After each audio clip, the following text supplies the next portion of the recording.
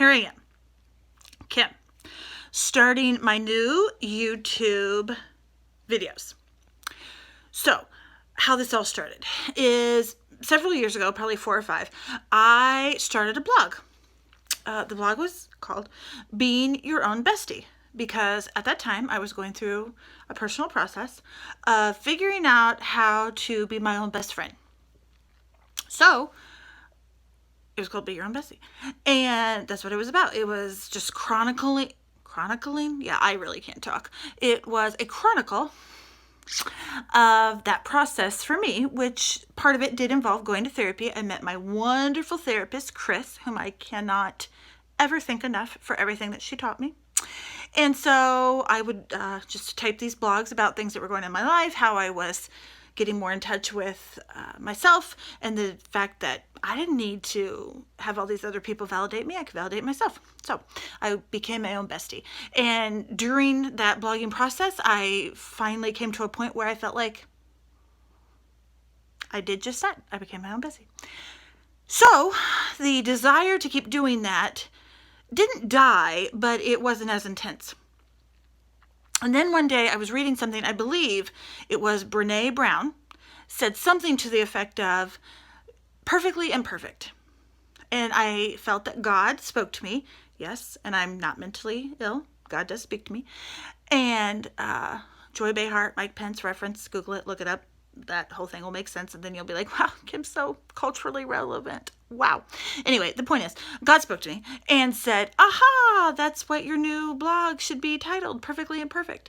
And so I did, because I not only hear from God, but occasionally I listen and obey too.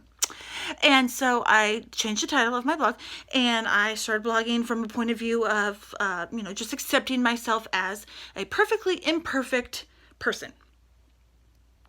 And then life got busy. My life changed, and the dynamics of my life changed because my kids got older, and I didn't blog on that blog as much. And lately, I would say for a little while now, I've had this stirring in my spirit. And for those of you who have ever had a stirring in your spirit, you know what that means. And for those of you who haven't, don't be scared. It's not painful or anything.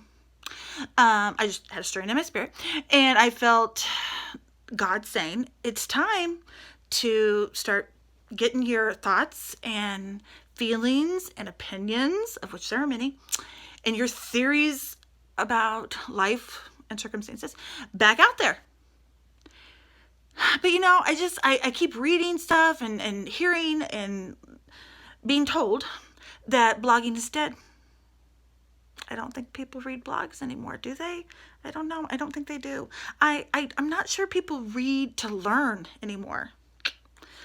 I'm not sure. But anyway, from what I hear, blogging is not such a great source to get a message out. So I thought, I know what I'll do.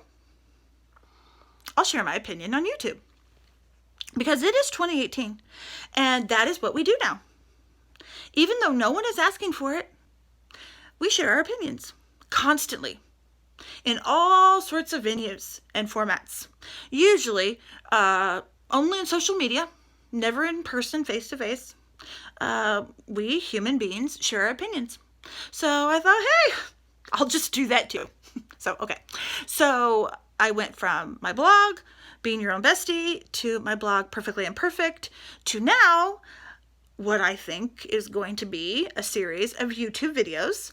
And the title of my YouTube channel, I think I said that right, is Question Everything, because that has always been something about me that has been kind of a guiding principle. I do tend to question everything. And 9 times out of 10, I end up looking at things differently than the 9 other people that I just made mention of. 9 times out of 10, I look at things differently than the 9 other people. 9 times out of 10. I think that makes sense. Probably. I don't know. Who knows? In my head, it made sense before I said it. So there's a free lesson for you.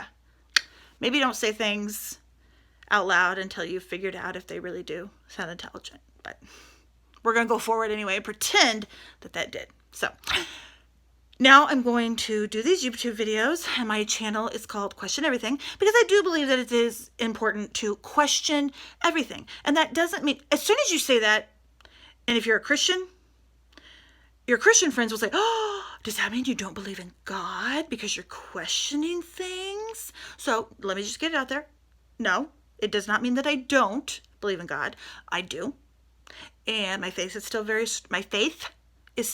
strong, and all that's fine. It's fine.